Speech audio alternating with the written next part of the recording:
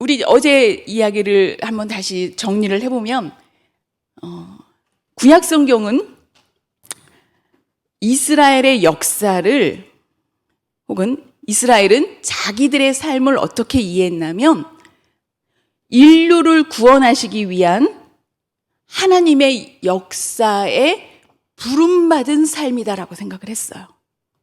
그래서 이스라엘의 삶의 목적은 내가 열심히 공부해서 땅을 사는 게 아니었어요. 내가 열심히 일을 해서 명예를 높이는 것이 아니었어요. 그들의 삶은 항상 하나님의 뜻이 무엇인가를 기억했어요. 하나님의 뜻은 이미 아주 명확하게 알려주셨어요. 아브라함을 부르실 때부터.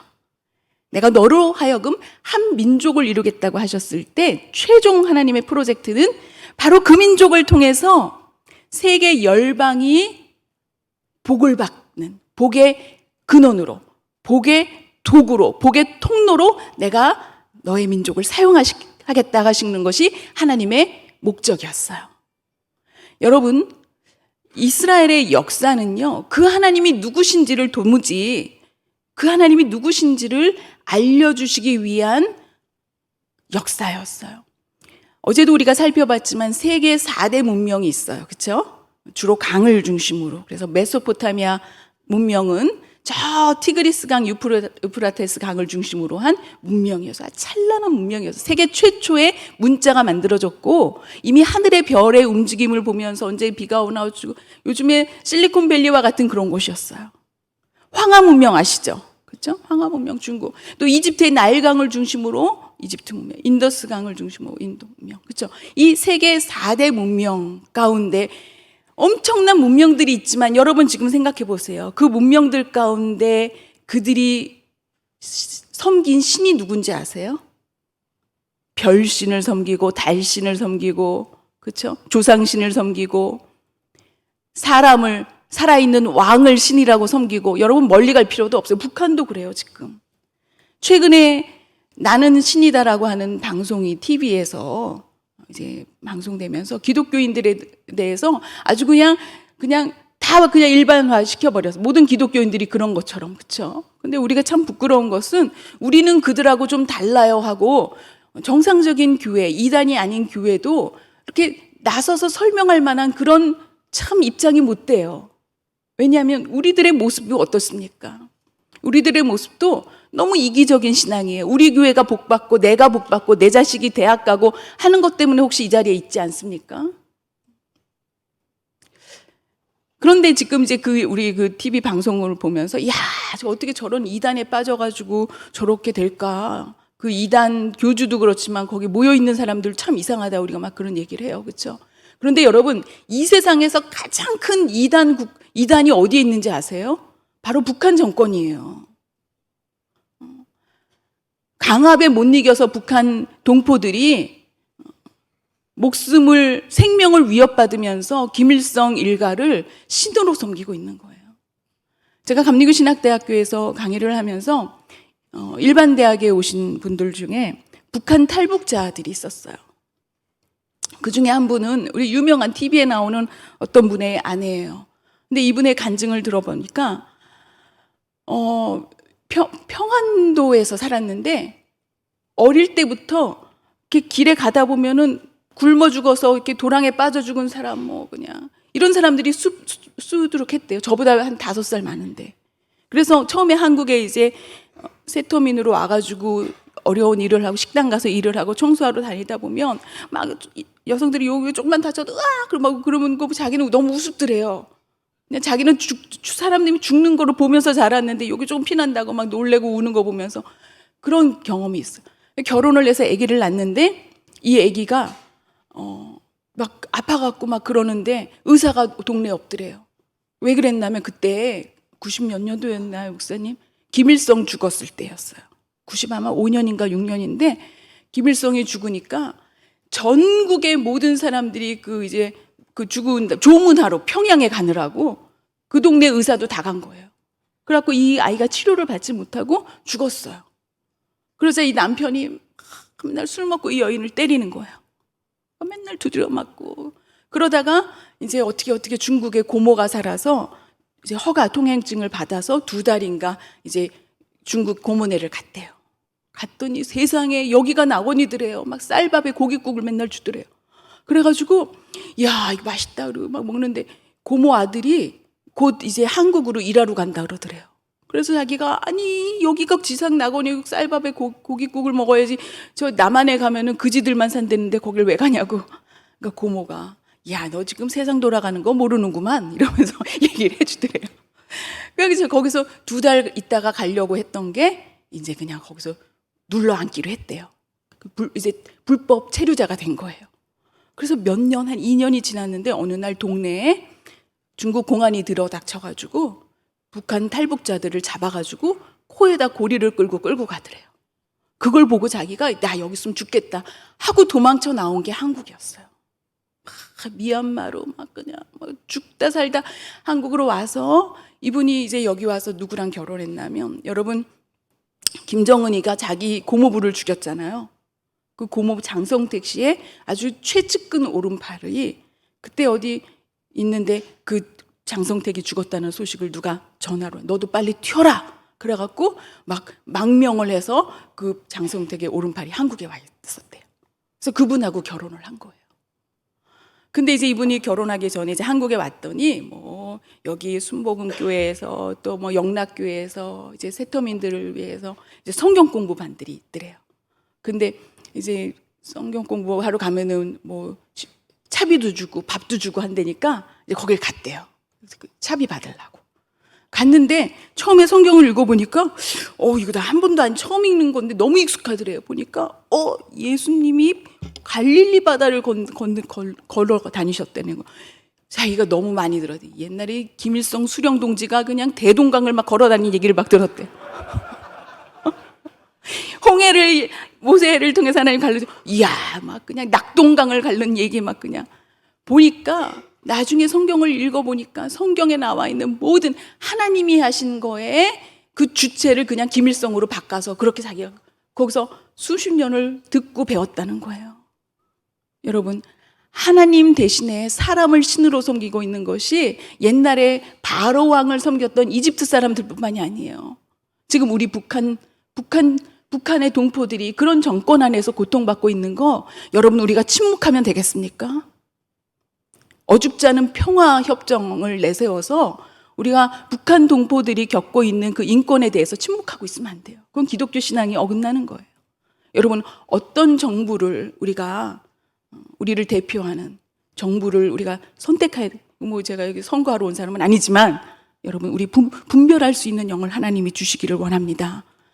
오늘 이따가 느헤미야를 통해서 하나님이 하신 일들 그리고 그 못지않게 이 대한민국의 독립에 하나님께서 사용하신 사람들이 누구였는지 우리가 보면서 오늘 그들을 이어서 바톤을 받아서 이 나라 민족을 이끌어갈 이 인류를 이 세계를 무너져버린 하나님의 창조 질서를 회복시키시는데 여러분들을 그리고 오늘 이 자리에 있는 우리 하늘 이음교회 영아부, 유아부, 어린이부, 아동부, 청소년부, 청년부를 청장년부를 여성교회를 남성교회를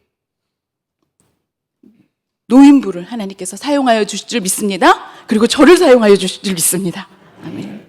여러분 성경은 아담과 하와로부터 요한계시록에 이르기까지 그리고 아브라함을 부르신 이유가 하나님의 창조 질서, 무너진 창조 질서, 하나님과의 관계가 끊어진 그 관계, 이 죄로 인해서 하나님과 단절된 이 우리의 하나님과 우리의 관계를 회복시키는 그 하나님의 구원의 역사예요.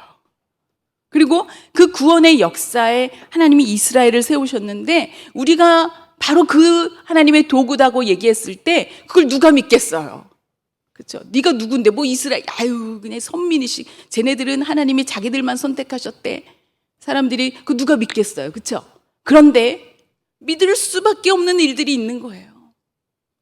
하나님이 홍해를 가르시는 것을 보면서 10가지 재앙이 이집트 땅에 내렸지만 어떻게 그들만 구별하여 하나님이 지켜주시는 걸 보면서 그 땅의 민족들이 얘기를 하는 거. 니들의 하나님이 도대체 누구길래? 이야. 심지어는 바벨론 포로로 끌려갔을 때 다니엘이 다니엘과 세 친구가, 그쵸? 서슬이 시퍼런 그 제국의 왕에게 절을 하라고 하는 걸 거절을 했어요. 그러자 이제 막 음모, 가진모, 막 모함 이래가지고 막 사자굴에도 던져놓고 불구덩이에도 던져놓고 그러는데 하나님이 머리통 하나도 타지 않게 하시는 것을, 그들을 지키시는 것을 보면서 야, 니네 하나님이 진짜 하나님이야 고백했던 거 여러분 보십니까? 여러분, 우리 앞에 때로는 바벨론이, 때로는 바로가, 때로는 홍해가, 때로는 여리고성이 있을지라도 여러분 그것을 두려워하지 마시기 바랍니다. 오직 살아계신 하나님을 바라보며 그 하나님 앞에 붙들려 있을 때 하늘과 땅이 무너져도 하나님께서 우리를 구별하여 지키시는 은혜를 우리가 누리게 될 줄 믿습니다. 그리고 그러한 우리의 삶을 옆에 있는 사람들이 목도하면서 야, 네가 믿는 하나님이 진짜 하나님이구나, 그 하나님 나도 알아야 되겠다, 우리를 통해서 하나님이 역사하실 줄 믿습니다. 그것이 이스라엘의 역사였어요. 그리고 그 하나님이 하신 일들, 광야를 걸어와서 이제 하나님이 약속하신 그 가나안이 그들 손안에 있지만 여러분, 하나님의 복은 이미 우리를 향하신 하나님의 은혜와 긍휼과 사랑은 이미 예비되어 있어요. 여러분, 우리가 기도 많이 해서 하나님이 우리를 복 주시는 줄 아십니까?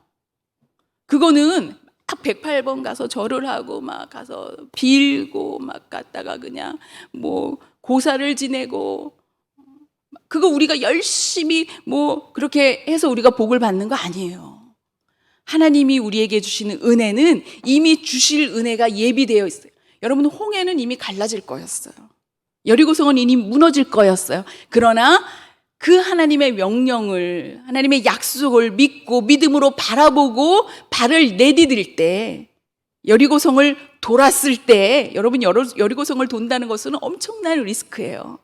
높은 성 위에서 돌멩이를 던져도 되고요, 그렇죠? 불화살을 쏠 수도 있고, 맨손으로 그 성 주변을 돈다고 하는 것은 스스로 내가 죽겠다고 하는 거예요, 그렇죠? 믿음으로는. 그러나 여리고성이 무너진 것은 이스라엘의 어떤 전술, 전략이 아니라 오직 하나님의 약속, 이 성을 너희 손에 맡겼다, 너에게 주었다 하시는 하나님의 은혜에 대해, 약속에 대한 그 믿음이 결국 그들로 하여금 하나님이 약속하신 은혜를 누리게 하신 줄 믿습니다. 그것이 하나님의 은혜예요. 여러분, 이스라엘의 역사는 이처럼 하나님께서 우리에게 주실 복을 이야기하고 있습니다. 그러나 우리에게 주신 가장 복 중의 복은요, 경제적인 복, 명예, 자식의 축복, 뭐 여러 가지 그 모든 복이 다 있어도 내가 구원 얻지 못하면 아무것도 못하는 거예요. 여러분, 제가 이 팬데믹 기간 동안에 이스라엘을 못 갔어요. 한국에 2015년도에 돌아온 이후에도 이제 1년에 한 번씩은 꼭 이스라엘을 제가 방문을 했는데, 지난 3년 반 동안 못 가다가 이번 4월 달에 갔다 왔습니다. 가서 여러 명의 죽음을 맞닥뜨렸어요. 코로나로 죽은 사람도 있고, 뭐 불의의 사고로 죽은 사람도 있고. 근데 어떤 죽음은 다시 만날 소망을 가지고, 그리움은 남아있지만 다시 만날 소망을 가진 죽음이 있었어요. 함께 하나님을 만난 그 만남들, 그 고백을 하고 그 기도를 했던 그 만남은, 우리 육신의 삶은 이곳에서 이제 그 여정은 마쳤지만 우리가 다시 만날 그 소망을 가지고 우리가 그 헤어짐을, 슬픔을 이길 수 있는 죽음도 있었지만, 어떤 죽음은 정말 그때가 어쩌면 마지막이었는데, 3년 반 전에 내가 그때 왔을 때 그때 한 번 더 하나님의 말씀을 전했어야 되는데, 하나님을 모르고 죽은 사람들에 대한 그 애통함과 그 슬픔을 제가 견딜 수가 없었어요. 그래서 이번 한 20여일 이스라엘 방문은 제가 한 하루에 막 3번, 4번 신방을 했어요. 마지막까지 다시 한번, 이게 마지막 기회일 수도 있다. 듣든지 안 듣든지 하나님의 말씀을, 성경도 주고 오고 막 그냥 저는 그냥 신부로 하나님 말씀을 뿌리라니까 뿌렸어요. 하나님, 이제 하나님 역사하세요. 여러분, 우리가 다 가지고 있어도 우리가 죄의 문제가 해결되지 않으면, 하나님을 만나지 못하면 아무것도 아니에요. 그래서 성경은 끊임없이 그 예수님이 오실 것에 대한 그 우리의 죄의 문제를 이야기하고 있어요. 우리가 광화문 사거리에 가서 아무리 예수님 믿으세요 얘기해도, 예수님 믿으면 복 받아요 하는 것이 올바른 전도가 아니에요. 올바른 전도는 예수님 믿으면 우리가 구원 얻습니다라고 하는 거예요. 그런데 예수님 믿으면 구원은 뭐로부터 구원인가? 우리가 죄로부터의 구원을 얻는다고 하는 것을 우리가 그것을 올바로 전하시기 바랍니다. 예수님 믿으면 복 받아요는 절에서도 하는 거예요. 부처님 믿으면 복 받아요 하는 거하고 똑같아요. 그렇죠? 자, 그래서 성경은 이 구원이라고 하는 단어를 구약 성경은 끊임없이 얘기하고 있는데 사실은 우리가 히브리어를 알면 너무 쉬워요. 예수님의 이름 자체가 따라해 보세요. 예슈아. 예슈아는요, 히브리어를 이 원리만 알면 히브리어 공부가 너무 쉬워요. 히브리어는 모든 단어가 단어가 어떤 거는 3글자로, 어떤 건 5글자로, 4글자로 있던지 간에 단어들이. 근데 그 모든 단어들은 3개의 중요한 자음이 있는데 그 자음을 어근이라 그래요. 3개의 어근.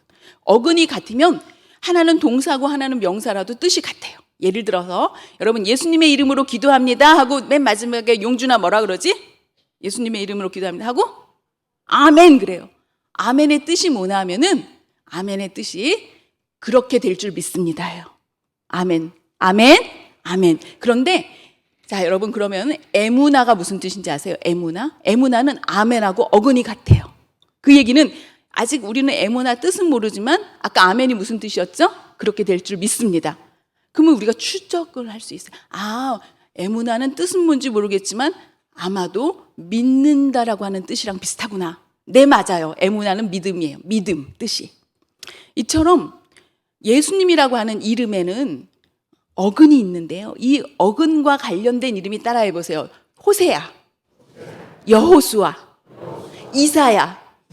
이 이름들이 다 예수님 이름하고 관계가 있어요. 자, 이해하기 위해서 모세가 12명을 정탐꾼을 보냅니다. 가나안 땅으로. 그렇죠? 근데 이게 민수기 13장에 보면 아주 이상한 일이 있어요. 이제 긴박한 순간이에요. 그냥 정탐꾼 그냥 공수부대를 이제 보내는 건데 그 긴박한 순간에 갑자기 모세가 호세아를 따로 불러내요. 그래서 앞뒤 다 이유를 다 설명 안 하고 호세아 너 오늘부터 이름을 여호수아라고 해라 그래요. 그 이후에도 그 이전에도 그 모세가 왜 갑자기 호세아를 계명을 했는지는 성경 어디에도 얘기하고 있지 않아요. 왜 그런데 이 바쁜데 이름을 바꿔줬을까요? 뜬금없이. 여러분 호세아라고 하는 이름의 뜻은요 구원이라고 하는 뜻이에요. 구원. 그런데 바쁜 와중에 모세가 여호수아라고 이름을 했는데 여호수아는 호세아 앞에다가 야훼를 붙인 이름이에요. 야훼는 무슨 뜻이에요? 하나님이에요. 그래서 히브리어를 할 줄 아는 사람은 귀에 그냥 들려요. 우리가 신의 하면 이름이 무슨 뜻인지 모르지만 하늘아 하면 하늘이구나. 사랑아 하면 사랑이구나 아는 것처럼 히브리어를 알 줄 아는 사람은 호세아 하면 구원이라고 들리고 여호수아 그러면 그 구원이 누구의 구원이에요? 하나님의 구원인 것을. 하나님이 구원이시다라고 들리는 거예요.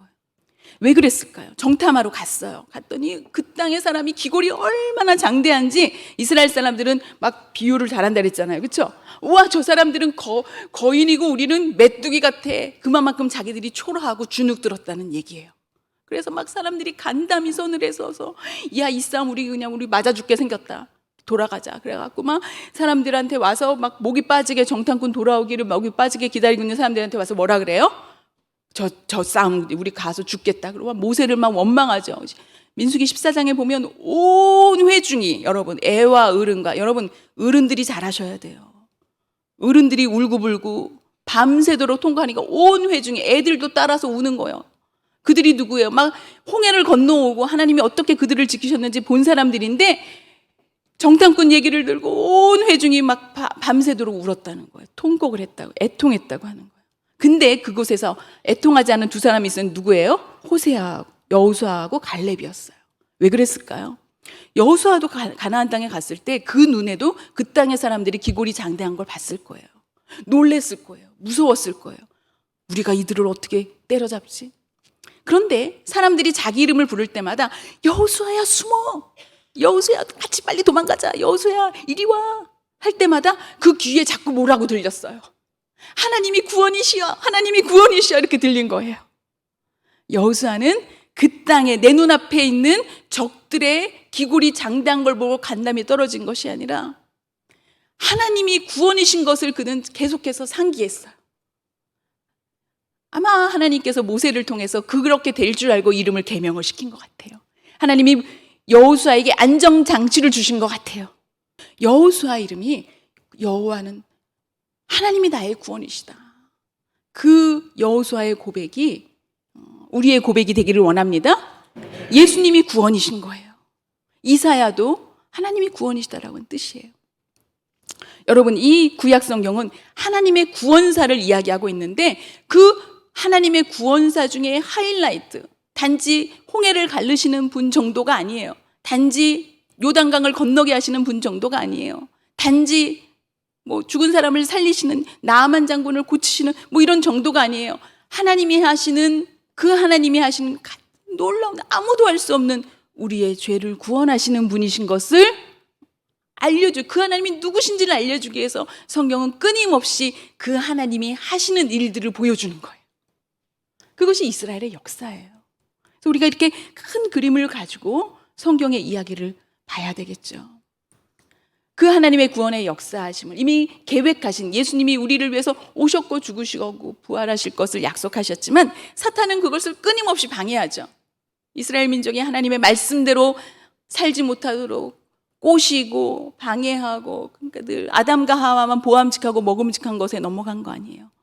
이스라엘도, 저와 여러분도 하나님이 이미 약속하셨는데 보암직하고 먹음직한 것을 볼 때마다 자꾸 넘어가는 게 우리예요. 그래서 하나님이 때로는 우리를 흩어버리시기도 하고 우리를 깨닫게 하시기도 하지만, 그러나 우리를 구원하시기라고 작정하신 하나님은 우리를 포기하지 않으시고 오늘도 인내하시고 오늘도 우리를 불러주시고 이스라엘을 바벨론 골목골목에서부터 다시 찾아오신 것처럼 우리를 하나님 앞에 불러주시는 줄 믿습니다. 그 이야기가 이스라엘의 이야기예요. 오늘 읽을 이야기의 느헤미야는 누굽니까? 느헤미야는요, 이스라엘 백성이 하나님의 말씀대로 살지 못했어요. 그렇게 요단강을 건너왔는데 하나님이 어떻게 주신 땅인데 그곳에서 하나님의 말씀대로 살지 않았어요. 솔로몬이 우리가 지혜의 왕이라고 칭송하고 있지만 솔로몬도요, 그냥 바로의 딸하고도 결혼하고 여기저기 다 결혼하면서 그들이 섬기던 우상들을 그냥 와서 섬기도록 산당도 지어주고 자기도 거기 가서 절을 하고, 사실 성경을 제대로 읽어보면 이 솔로몬이 아주 변변치 못해요. 성경은요, 이스라엘의 영웅이라고 하는 다윗도, 심지어는 지혜의 왕 솔로몬도요, 그들의 치부를 적나라하게 드러냅니다. 성경에는 어떤 인물도 사실은 위인이 없어요. 그냥 성경의 위인전, 성경의 영웅들의 이야기는 우리가 그냥 이방인들이 성경을 읽으면서 우리 생각에 전해온 거지, 성경 자체는, 유대인들은 세상에 아무도 하나님 앞에 올바로 쓸 사람이 없다고 하는 자기 인식이 있어요. 자기 비판적인 책이 바로 성경이에요. 그럼에도 불구하고 하나님은 그를 통해서 역사하시더라고요. 여러분, 우리가 잘나서, 우리가 헌금 많이 해서, 우리가 새벽기도 열심히 해서, 내가 교회 와서 봉사를 많이 해서 하나님이 나를 사용하시는 것이 아니라, 그럼에도 불구하고 내 연약함과 내 부족함과 내 변덕스러움과 에도 불구하고 저와 여러분을 초대하시고 저와 여러분을 불러주신 하나님을 찬양합니다. 하나님은 우리를 만들어가고 계세요. 느헤미야가 그렇게 이스라엘이 하나님 앞에 바로 서지 못하니까 북이스라엘, 둘로 갈라졌던 북이스라엘은 이미 기원전 722년에 아수르에 의해서 끌려가 버렸어. 남유다마저도 하나님이 선지자들을 통해서 그렇게 경고를 하셨지만 그들도 바벨론에 의해서 끌려갔는데, 여러분, 이 바벨론이 어디나 하면 예루살렘으로부터 약 1400km나 떨어진 곳이었어요. 여기서 부산까지 몇 킬로예요? 650. 이야, 브라보. 가방 하나 더 준비해야 되겠다. 너도 나랑 가자. 그런데 이 1400km를 여러분 마차를 타고 갔겠어요? 개처럼 끌려갔어요. 그곳에서 하나님이 역사하시니까 고레스를 통해서 다시 고향으로 돌아갈 기회를 주시죠. 70년 만에 기원전 586년 이전에 이미 끌려간 사람들까지 해서 거슬러 올라가면 70년 이후에 1차 포로에서 돌아오는 사람들이 있어요. 이제 돌아가도 돼. 니네 땅으로 가도 돼 했는데 다 돌아가지 않았어요. 1차로 돌아온 사람이 스룹바벨이었어요. 스룹바벨과 그 일행들이 와서 무너진 성전을 건축을 합니다. 2차로 온 사람이 우리가 잘 알고 있는 에스라예요. 그렇죠? 그런데 1차 때도 2차 때도 안 하고 그 땅에 남아있다가 봉변을 당해서 죽을 뻔했던 사람들이 누가 있어요? 에스더 이야기가 바로 그 배경이에요. 여러분, 우리가 은혜의 자리에 있기를 주님의 이름으로 축원합니다. 사실 하나님이 약속하신 땅으로 가라고 했지만 그 땅은 폐허였어요. 가면 건축헌금도 해야 되고요. 가면 그냥 아무것도 없는데, 그쵸? 가서 어떻게. 차라리 바벨론은요, 세계 4대 문명이라니까요. 오늘날의 맨하튼 같은 곳이니까.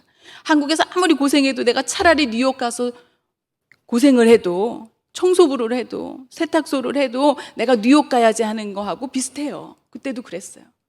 안 가고 남아있다가 봉변을 당할 뻔했던 이야기가 모르드게 에스더 얘기잖아요. 그렇죠? 오늘 느헤미야도 사실 그랬어요.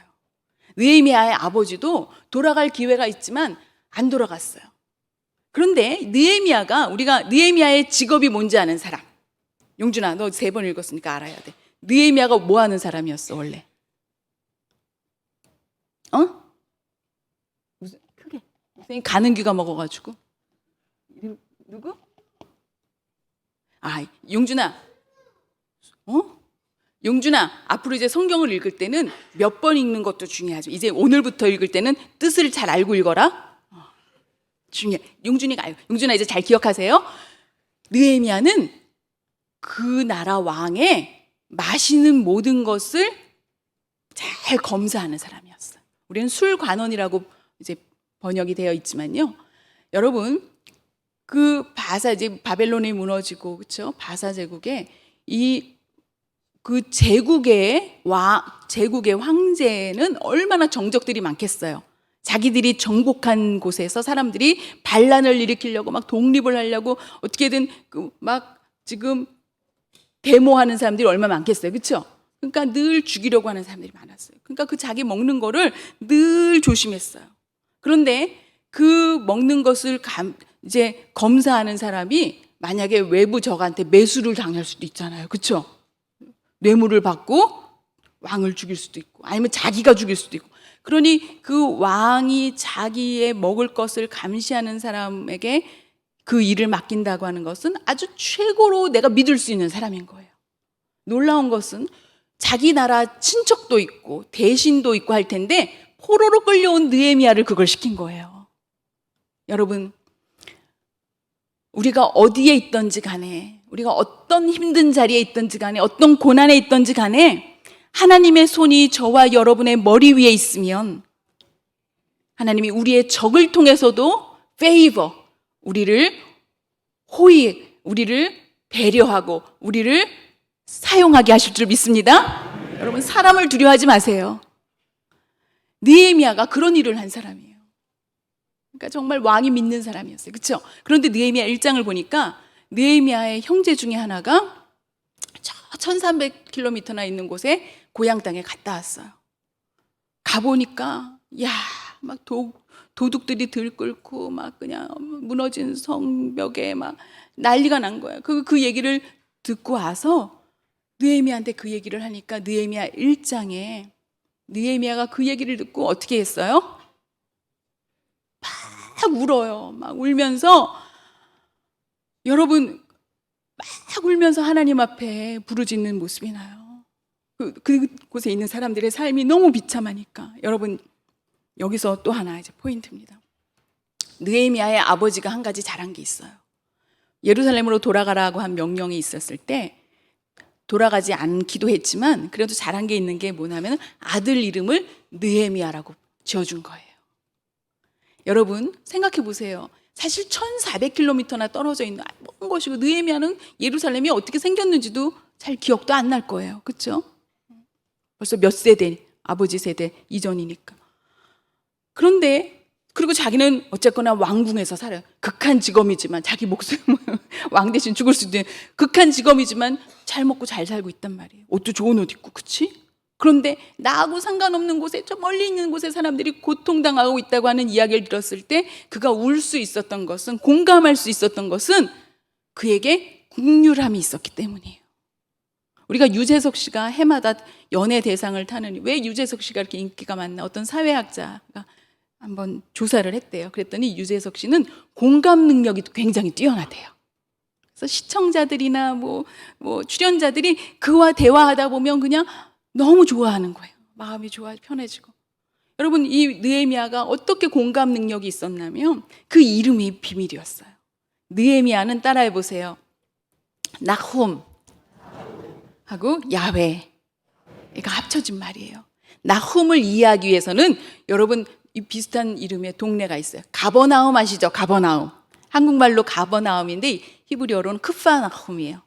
나훔이 이 느헤미야의 나훔하고 같은데요. 가버나움에서 예수님이, 그죠? 많은 일들을 하셨어요. 막 식사하실 시간도 없고 쉬실 시간도 없는데도 많은 사람들을 위해서 말씀을 전하시고 병든 자를 치료하시고 베드로 장모의, 그죠? 열병도 고쳐주시고. 왜 그러셨을까요? 예수님이 그들을 불쌍히 여기셔서, 그죠? 쉬실 틈이 없는데도, 피곤한데도 사람들이 몰려오면 어떨 땐 조금 쉬려고 배를 타고 갈릴리 호수 저편에 갔더니 사람들이 막 얼마나 사모하고 예수님 만나고 막 뛰어가지고 저쪽에 먼저 와 있더래잖아요. 그렇죠? 그들을 보고 제자들이 예수님 좀 쉬세요 해도 예수님이 그들을, 왜? 예수님의 국률하심이 있었기 때문이에요. 우리를 불쌍히 여기심이. 이 느헤미야는 태어나자마자 아빠가 맨날 느헤미야야 느헤미야야 얘기할 때마다 귀에 못이 박히게 뭘로 들렸어요? 그 말이 하나님의 국률하심, 하나님의 국률하심으로 들린 거예요. 그의 국률하. 여러분, 우리가 무슨 말을 하고 무슨 말을 듣느냐가 이처럼 중요해요. 그에게 그 공감 능력이 생긴 것은, 하나님의 국률하심을 그 마음에 주신 것은, 다른 사람을 위해서 울게, 다른 사람을 위해서 기도하게 하신 것은 하나님의 그에게 주신 이름에 있는 안전장치였던 거예요.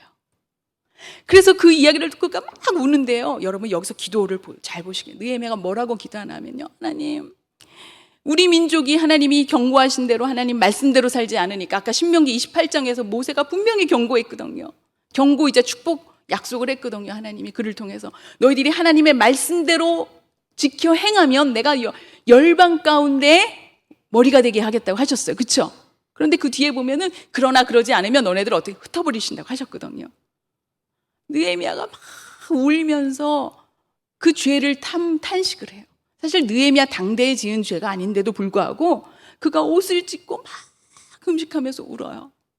그러면서 뭐라고 기도하냐면 이 기도가 중요합니다. 하나님, 맞아요. 하나님이 모세를 통해서 경고하신 대로 우리가 말씀대로 살지 않아서 지금 이처럼 개처럼 끌려와서 여기서 울고 있어요.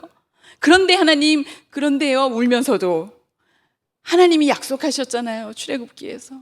하나님이 약속하셨잖아요. 신명기에서. 그러나 너희들이 끌려간 그곳에서 너희들이 회개하고 나에게 돌아오면 내가 너네들을 다시 고치리라, 다시 찾아오리라 약속하셨죠. 하나님, 제가 회개합니다. 하나님, 저를 도와주세요. 하나님, 제가 어떻게 하면 좋겠습니까? 여러분, 저와 여러분의 기도가 이런 기도가 되기를 원합니다. 우린 이미 내가 하고 싶은 거 정해놔요. 나 정치외교학과 갈 거예요. 나 서울대학교 갈 거예요. 나 요번에 저기 우림 아파트 살 거예요. 내가 정해놓고 100일 작정 기도를 하고 그냥 헌금을 하고. 여러분, 아파트 사는데 뭐 그렇게 기도를 해요. 우리가 하나님의 나라와 그 의를 위해서 기도할 때 우리가 먹고 마실 것은 하나님이 책임지시는 줄 믿습니다. 전 이스라엘에 선교사로 하나님이 가라고 부르셨을 때 아무 준비가 돼 있지 않았어요. 부모님은 먼저 일찍 다 돌아가셨고, 교회에서 사역하고 있었는데 목사님은 이제 저한테, 목사님 사모님이 어머니 아버지 같은 분이셨어요. 어머니 돌아가시고 한 1년 있다가 제가 이스라엘 선교사로 가겠다고 하니까 엄마를 잃은 슬픔에 마음을 못 잡고 저러나 보다. 목사님 사모님이 그러시면서 우리 교회에서 5년 동안 수련목하고 안수받고 결혼도 하고 우리 교회가 파송해 줄 테니까 그때 가라. 아버지 마음으로, 엄마 마음으로 그런 얘기를 하셨어요. 근데 저녁에 집에 와서 동생하고 가정 예배를 드리면 하나님이 그냥 빨리 가 그러시는 거예요. 근데 교회 가서 또 목사님 말씀드리면 그 말이 맞는 것 같기도 하고. 근데 하나님 빨리 가라 그러시더라고요. 그래서 제가 얼마나 믿음이 없었는지 3개월을 마음을 일했다죠. 교회 가면 목사님 말이 맞고 집에 가면 가야 되겠고. 그래서 어느 날 기도하다가 동생하고 기도하다 그래서 하나님 그냥 제가 이렇게 마음이 연약해. 누가 날 도와줘야 되는데 도와준다니까 목사님 말이 맞는 것 같은데. 근데 하나님 뜻은 아닌 것 같고 하나님 저를 하나님이 원하신 대로 그냥 발로 뻥 차주세요. 그랬더니 다음날 교회에 갔는데 목사님이 막 화를 내시면서 너처럼 고집불통은 처음 봤다고. 네 맘대로 갈래면 가라 그러시는 거예요. 제가 쫓겨났어요, 그 교회에서. 근데 저는 그날 할렐루야 그랬어요.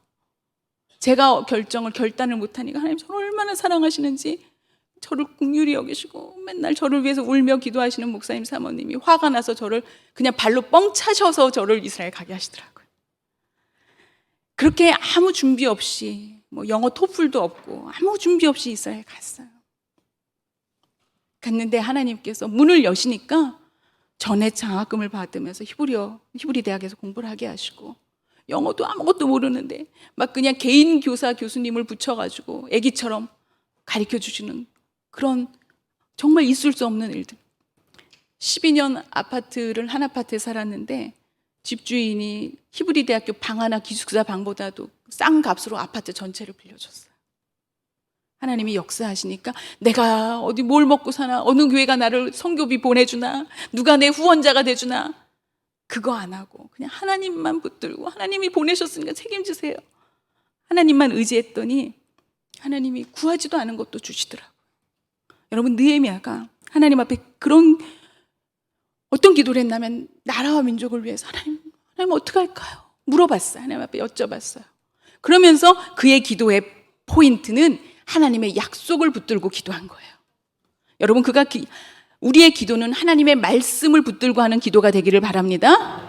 야고보서처럼 하나님 내가 지혜가 부족해요. 지혜가 부족한 사람 구하라고 그러셨죠. 그러면 주신다고 야고보서에서 그러던데 나 그 말씀 붙들고 제가 하나님 앞에 기도하니 하나님 주세요. 여러분, 우리가 말씀 붙들고 기도할 때 하나님께서 역사하시고 하나님의 영광을 위해서 문을 여실 줄 믿습니다.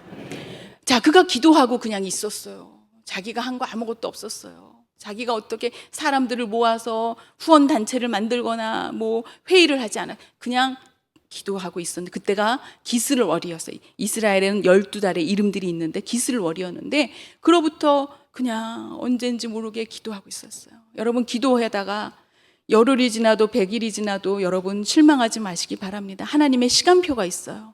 예수님이 성령 보내주실 것을 약속하시고 승천하셨을 때 모여서 기도했을 때 아마 처음에는 막 수백 명, 수천 명이 모였을지도 몰라요. 왜냐하면 예수님이 부활하신 소식을 듣고 예수님이 기적을 일으키실 때 몰려다녔던, 그런데 십자가에 달려 죽으실 때 흩어졌던 사람들이 예수님이 살아나셨다니까 다시 다 몰려왔을 거예요. 그렇죠?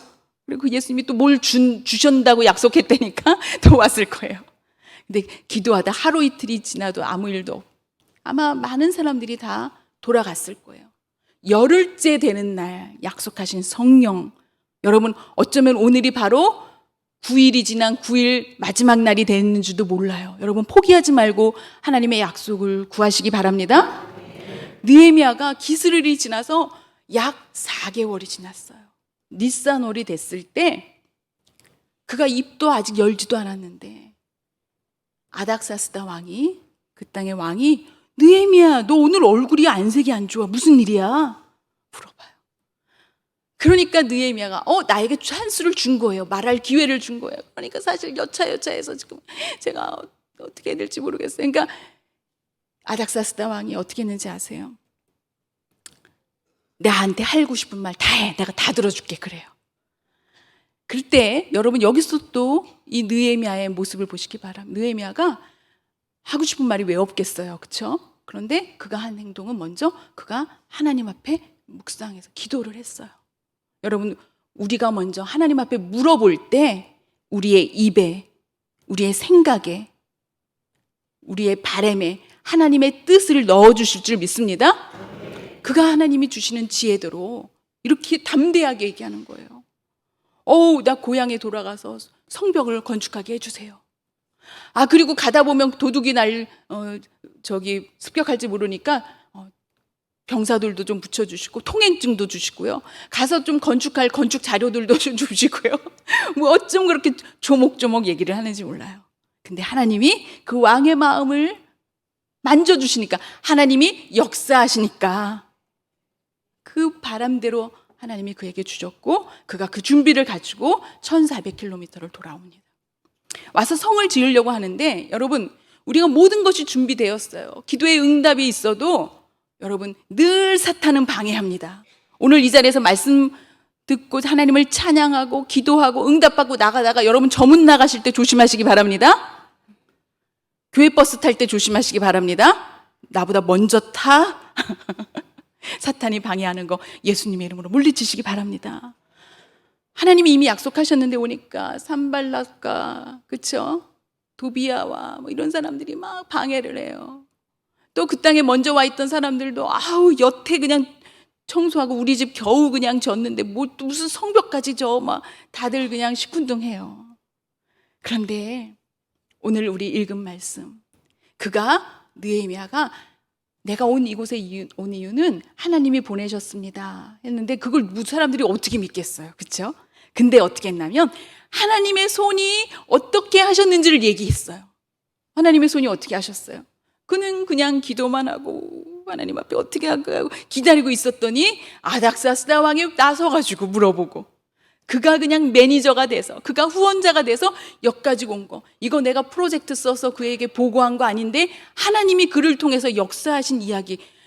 사람들이 그 얘기를 들으니까 와, 진짜네, 이거 하나님이 시작하신 거네. 사람들의 마음이 뜨거워지기 시작했어요. 여러분, 저와 여러분의 삶이, 저와 여러분의 기도가, 우리들의 찬양이 우리 옆에 있는 사람들이 보면서 이거 하나님이 하시는 일이네, 이 가정을 통해서, 이 교회를 통해서 하나님이 하고 계시네, 이 성북동 일대가 그 소문을 듣고 그 하나님의 역사하심에 동참하는 역사가 일어나기를 주님의 이름으로 축원합니다. 그것이 느헤미야의 이야기예요. 여러분, 오늘날 우리나라도 이 느헤미야처럼 하나님께서 조국을 위해서, 나라와 민족을 위해서 역사하시는데 쓰임받는 사람을 찾고 있을 때, 바로 여러분들이, 우리가 그 도구가 되기를 주님의 이름으로 축원합니다.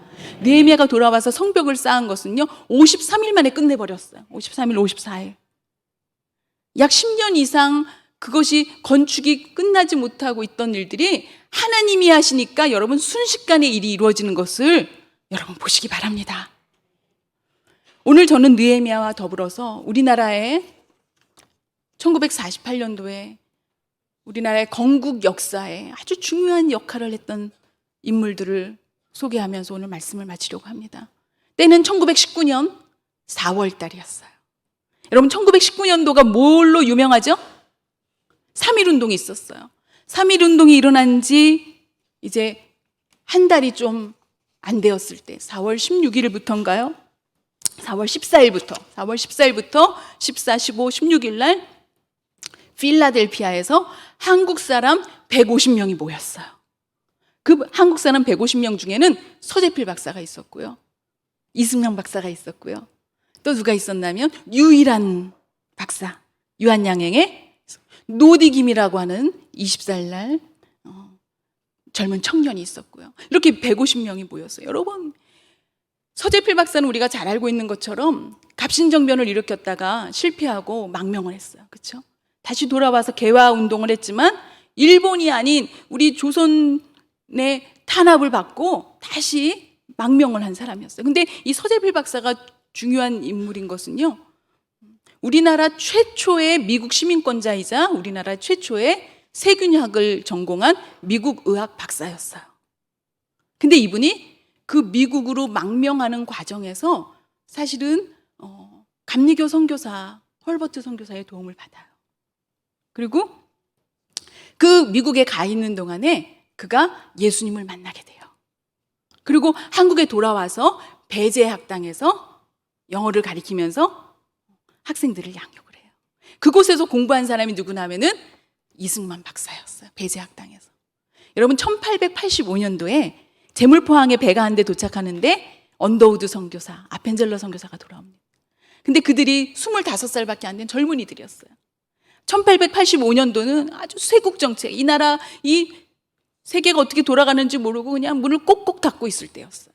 이미 일본은 문명을 받아들이고, 여러분 민족주의가 중요한 게 아니에요. 우리는 하나님이 주시는 분별의 영을 가지고 세상이 돌아가는, 하나님이 이 세상을 어떻게 주관하시는 것을 볼 줄 알아야 됩니다. 친일, 반미, 여러분 이 민족주의, 친일, 반미, 아니면 반대, 이런 거 그거 몰려다닐 일이 아니에요, 여러분. 하나님은 어떤 일을 하고 어떻게 역사하시는가. 때로는 하나님은 이집트도 사용하셨고 때로는 바벨론도 사용하시고 이스라엘을 구하신 것을 여러분 기억하시기 바랍니다.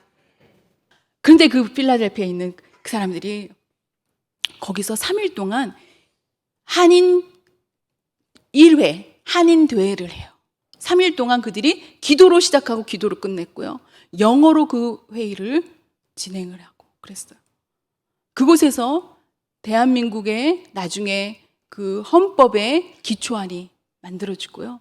미국 국민들에게 보내는 호소문이 선포되고, 미국 국민들에게 지금 한국이 일제 불법 점령, 강제 협정으로 어떻게 고통받고 있는지를 알리는 일을 했어요. 뿐만 아니라 심지어 여기 중요한 것은 의식 있는 일본인들에게 보내는 호소문도 보냈어요. 일본은 우리의 원수라고 하지 않았어요. 일본인들에게 여러분들이 하고 있는 것을 여러분 객관적으로 양심의 손을 얹고 한번 생각해 보십시오. 하나님이 여러분들을 도우셔서 지금 하고 있는 일이 무엇인지를 알게 하기를 원합니다. 당신들은 우리의 적이 아니라 우리가 하나님 앞에 서면 우리가 같이 갈 사람들입니다. 여러분 대단한 멋있는 말이에요. 그렇죠? 이거는 식민지에서 난민으로 미국에 가서 있는 사람들의 모습이라고 보이지 않는, 오히려 일본을 위에서, 그렇죠? 일본 위에서 이야기하는 그런 품위와 품격과 권위가 있는 그런 일들을 그곳에서 어떻게 150명이 모여서 했을까요? 사실은 이 사건이 있기 얼마 전에 서지필 박사가 미국에서 문방구를 했어요. 조그만 가게가 아니라 직원을 여러 명 두는 문구점을 했는데, 어느 날 유럽에서 온 랍비 한 명이, 조지 베네딕트라고 하는 이 랍비가 문구점에 뭘 사러 갔다 보니까 중국 사람인지 누군지 모르겠는데 동양인들 몇 명이 막 울고 있는 거예요. 그래서 왜 우나 그러고 보니까 3.1운동 때 막 그냥 박해당한 이야기, 막 고문당한 이야기, 이런 것들을 막 그냥 그런 사진들을 놓고 보고 울고 있는 거예요. 뼈가 다 드러나도록 고문당한 흔적들. 그래서 이 랍비도 그런 경험이 있거든요. 유럽에서 유대인들이 당한 그런 고통의 경험이 있기 때문에 공감할 수가 있었어요. 이게 무슨 일이나 들어보니까 일제 강점에 대한 이야기를 듣게 되었어요. 그래서 조지 베네딕트가 이미 이스라엘도 유럽에서 시온주의 운동을 하면서 그런 경험들이 있었거든요. 고국으로 어떻게 돌아가야 되는가 하는, 그래서 그런 노하우를 가지고 이 한인들에게 여러분들이 이거를 전 세계에 알려야 됩니다. 그런 얘기를 합니다. 여러분 지금 1919년도에요. 이미 1907년도에 고종 황제가 헤이그에 밀사를 보내서 국제대회 하고 있는 자리에 지금 일본이 우리를 어떻게 강제 점령했는지를 알리려고 했지만 사실 실패로 끝나고 말았거든요. 12년 전에. 그런데 지금 이 자리에 다시 한번 하나님이 기회를 주신 것을 그들이 알고 모여서 기도를, 거기서 150명이 모여서 회의를 한 거예요. 그런데 이 150명이 어디서 도대체 영어를 배웠을까요? 1885년도에 언더우드 아펜젤러가 이 땅에 왔을 때 여전히 세국 정책 속에서 자유롭게 전도하는 것이 아직 쉽지가 않았어요. 그러나 그들의 마음에는 국률함이 있었어요. 치료받지 못하고 죽어가는 사람, 배움의 문턱에 들어오지 못하는, 기회를 얻지 못하는 사람, 이런 사람들을 위해서 선교사들이 와서 하는 일들이 병원을 세우기 시작했어요. 학교를 세우기 시작했어요. 그것이 여러분 잘 알고 있는 이화학당, 연희학당, 배제학당, 그렇죠? 그곳에 많은 사람들이 이제는 공짜로 공부를 가르쳐 준다고 하니까 신분의 차이가 없이, 차별이 없이 누구든지 와서 공부할 수 있었어요.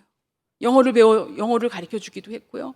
더 중요한 것은 그들이 이제 미션 스쿨이니까 자유하고 상관없이 그냥 필수로 성경 공부를 배우게 됐는데 성경을 읽다 보니까 아니 세상에 이런 성경이 없어요. 여러분 자유주의 신학자들은요 성경은 가부장적이고 성경은 여성 차별적이고 여러분 틀렸어요. 그 고대 시대에도 가부장적인 시대에 우리가 히스토리라고 하는 단어에만 봐도 알 수 있는 그런 시대의 성경은 그 시대를 넘어서는 이야기를 하고 있어요. 성경은 여성들을 통해서 하나님이 일을 하신 것들을 보여주세요. 이방인 여성 라합의 이야기가 그렇고요. 룻의 이야기가 그랬고요. 안식일을 지키라 그럴 때 그 주인만 와서 쉬는 것이 아니라 너희 집에 살고 있는 모든 종들도 심지어는 가축들도 쉬게 하고 이방인들도 그렇죠?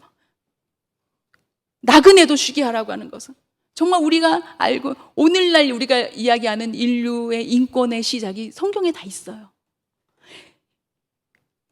이 미션 스쿨에 와서 조선의 젊은이들이 그 성경 말씀을 들으면서 이야 이 하나님이 우리 하나님이 됐으면 좋겠다. 이야 홍해를 가르신 하나님, 이집트에서 430년 종살이 하다가 있던 그 민족을 구출해내신 하나님이 일제 강점기로부터 우리를 구출해내신 그 하나님이 됐으면 좋겠다. 그들이 하나님을 만나는 역사가 그곳에서 일어나게 됩니다.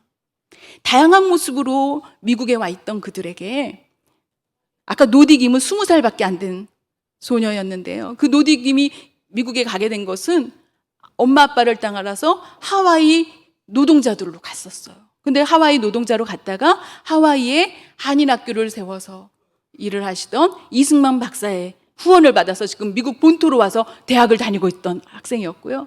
또 유일한 박사는 9살에 한국에 온 선교사에게 아버지가 손을 잡혀서 우리 아들 미국에 데려가서 좀 공부 좀 시켜주세요. 어떻게 보면 우리나라 최초의 조기 유학생이었던 것 같아요. 그 유학생이 지금 청년이 되어서 그 자리에 와 있는 거예요. 그들이 하나님의 말씀을 읽으면서 하나님을 만났어요. 그리고 우리를 해방시켜 주실 분은 오직 살아계신 하나님, 아브라함과 이삭과 야곱의 하나님이신 것을 알게 되었고 그 하나님이 나의 하나님이신 것을 고백하면서 그들이 필라델피아에 모여서 우리나라의 상황을 전 세계에 알리는 일을 했어요. 그 일이 있고 그 바로 다음에 미국에 한국인들을 위한 친우회가 생겨요. 미국 기독교인들을 중심으로. 그리고 이들의 역할은 한국의 독립운동이며 나중에 또 6.25 전쟁에 한국을 지원하는 아주 큰 역할을 하게 됩니다.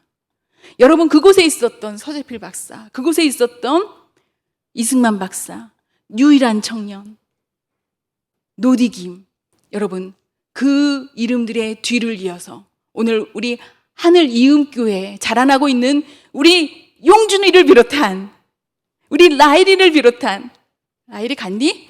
이곳에 있는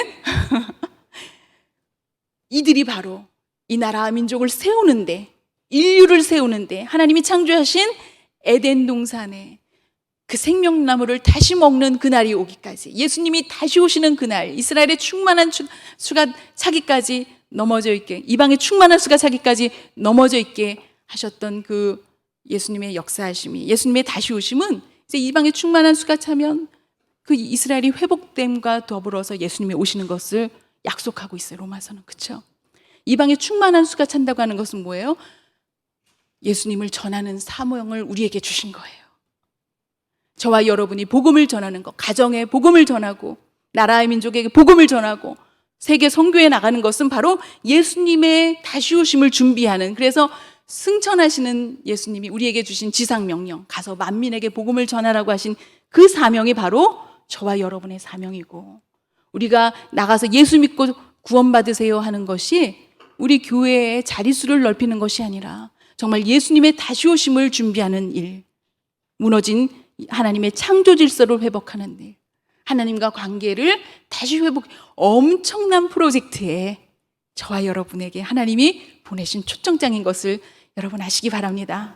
저는 우리 하늘 이음교회에서 대한민국을 세우신 하나님의 역사하심 속에 부름받은 그 인물들이 지금 이 자리에 앉아 있다고 생각합니다.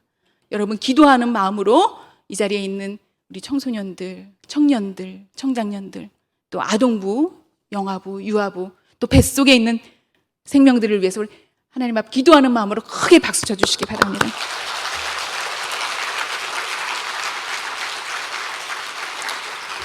기도하시겠습니다. 하나님 아버지 감사합니다. 하나님의 놀라우신 일에 저희들을 부르시고 하나님이 하시는 일을 이렇게 우리 눈으로 보고 듣게 하시니 감사합니다. 그리고 이제는 성경의 이야기가 남들의 이야기로 끝나는 것이 아니라 오늘도 우리의 삶 속에서 역사하시는 우리의 이야기를 통해서 하나님의 역사를 쓰시는데 우리를 불러주시니 감사합니다. 하나님, 우리의 눈을 열어주시고 우리의 귀를 열어주시고 우리의 심령을 열어주셔서 내 생각, 내 계획대로 사는 인생이 아니라 오늘도 하나님의 인생, 하나님이 불러주신 인생, 하나님이 역사하시는 인생을 사는 우리 하늘 이음교회, 우리 모두가 되게, 이곳에 있는 가정들이 되게 하나님 축복하여 주시옵소서. 감사드리며 예수님의 이름으로 기도드렸습니다.